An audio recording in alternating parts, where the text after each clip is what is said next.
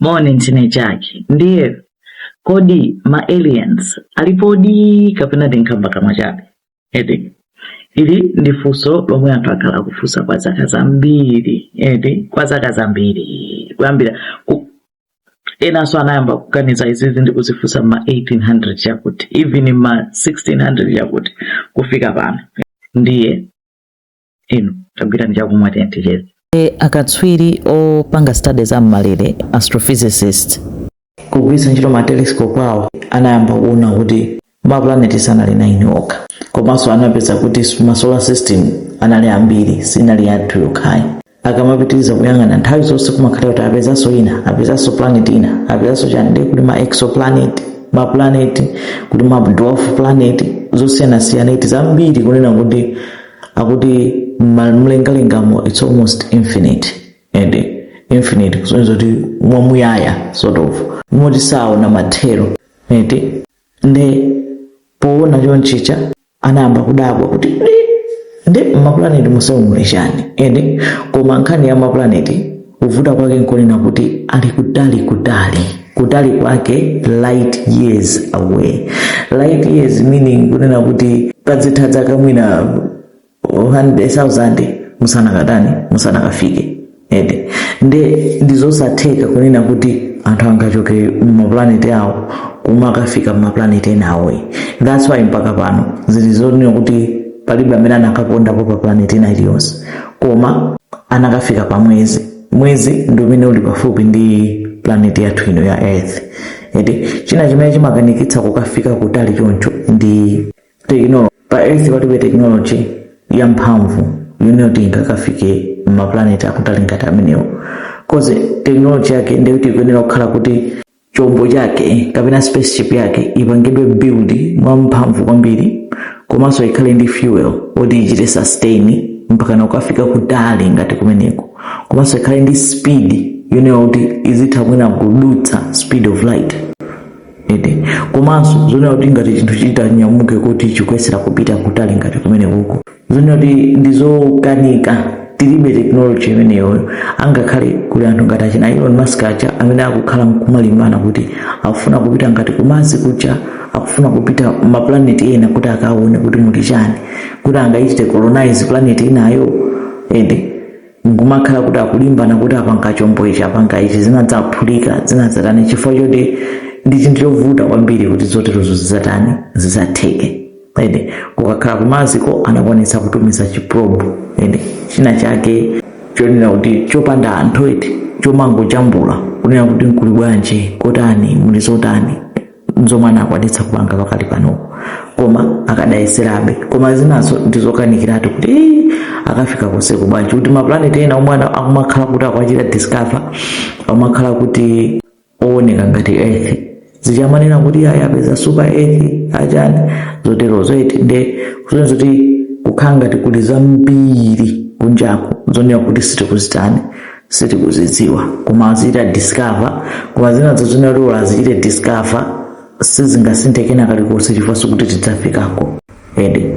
Ndiye mu 1950 physicist otchuka kwambiri dzina lake Enrico Fermi. Enrico ankagwira ntchito ku Alamos ndikuja kuna akapangidwa atomic bomb yoyambirira ija yomwe inasakaza ku Japan. Amagwira ntchito imene ndi gulu la anzanje anthu anzeru kwambiri one kuti imagine kuti anapanga atom bomb. Anthu odziwa physics modabwitsa muja de akuti anthu anapita ku lunch ndi akhala kudya Enrico anafunsafunso atanangonena kuti where is everybody akuti anthu sanayamba kuseka atamaseka ifa chona kuti aliyese amadziwa zimene iye akutanthauza. Where is everybody wake amatanthauza kuti ngati kuli maplanet osewa ngati kuli zonsezi ndezi ngangotheka kunena kuti anthu kapena adamoyo dziri mu earth moka kapena mwina monso mwina ndi mwina muliso chani muli moyo ngati mwina muli moyo ndenu wake ali kuti funso lake linalititiro limenelo and funso limenelo likadalipo mpaka pano so mpamene pakubwera nonkhani ina yachani ya ma aliens funso limenelo lonena kuti kodi tilipo tokha linayamba kalekale even ma 1800 chakuti ma physicists ankafunsa the study yoyang'ana za moyo outside outside earth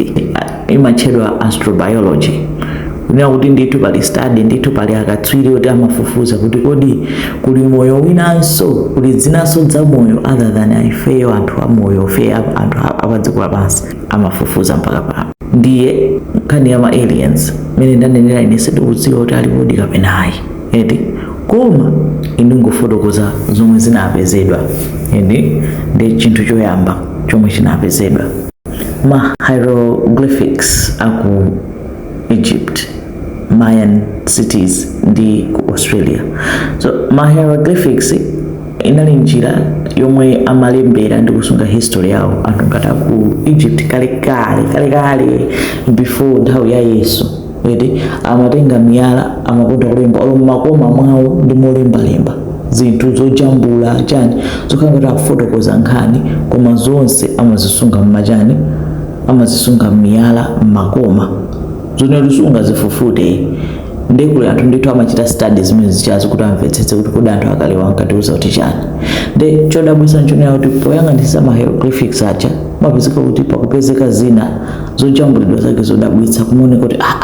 pokhanga tipajambulidwa UFO. Wanzezi wa UFO unidentified flying object. Ma UFO anavuta anachuka kalekale aja. Ndanthu amadawu so nanthu amajambula ma UFO zakalekale how akati aonetsetse pena akukhanga tajambula spaceman ngati astronaut ndithu nthawi imene yozo sizo kunalibeko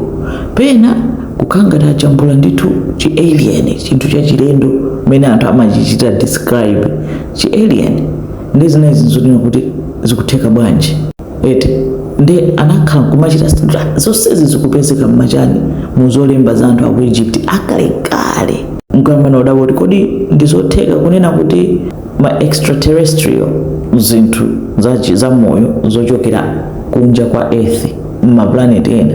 kuti zinayambeho zafika mu earth mwathu muno kuyambira kalekale koma ife timadziwa edi mpamene anayamba kumadabwa zomwezo zochambula zake zomwezo zofanana choncho zinapezekanso kutiko zinapezekanso ku Mayan settlements ku Americas anakanga zalembedwa kalekale komanso pali ma spaceman pali ma astronaut palinso kujambulaso zosonyeza kuti sungati UFO zofanana ndiza ku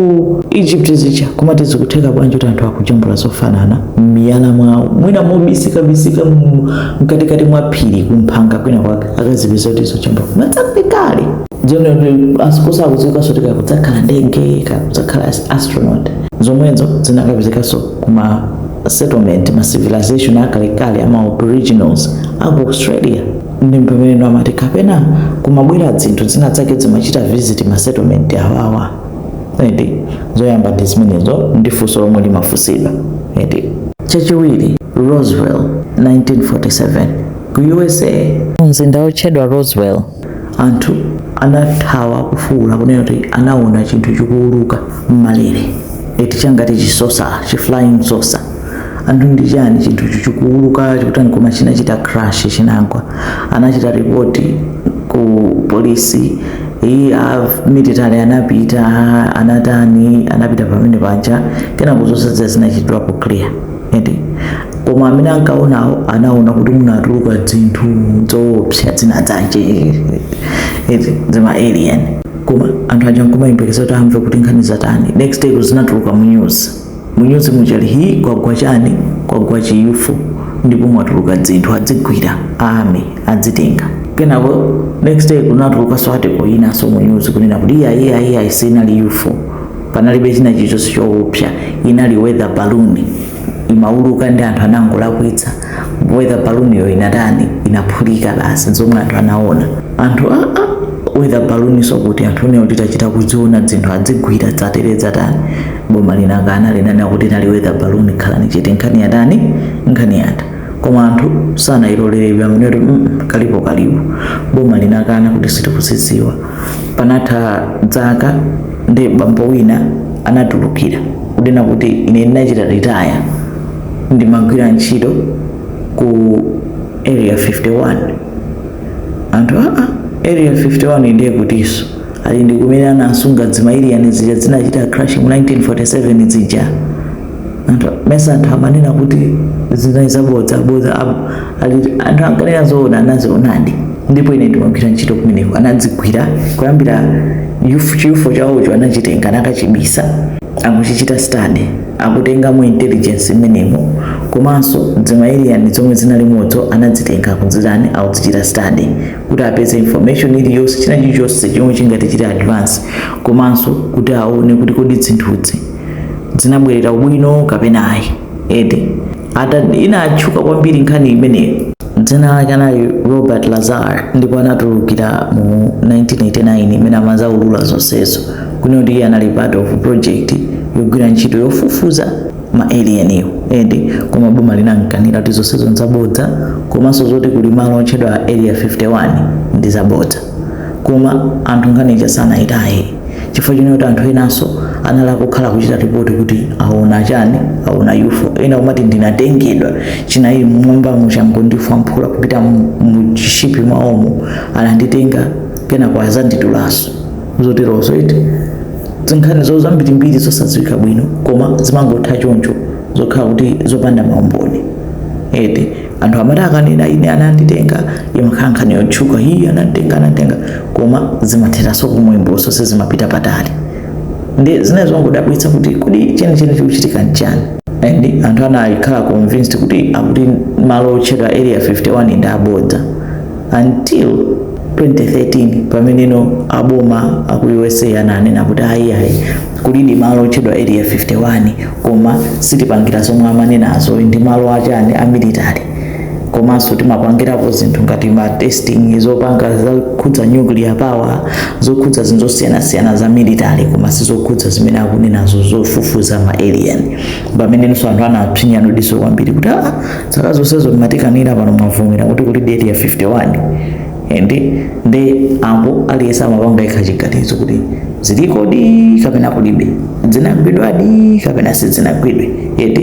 izo zimakhala m'manja mwa aliyese kuganiza payekha. Nkhani yomwe inachita convince anthu kwambiri ndipo yoopsetsetsa ya kutera kwa UFO kapena tinene kuti ma alien inapangika osati ku USA chifukwa zina zonsezo zimaoneka ngati zikupangika ku USA koma izino zinachitika ku Africa ku Zimbabwe mu mzinda wa Ruo. UFO akuti chinakatera ku primary school live.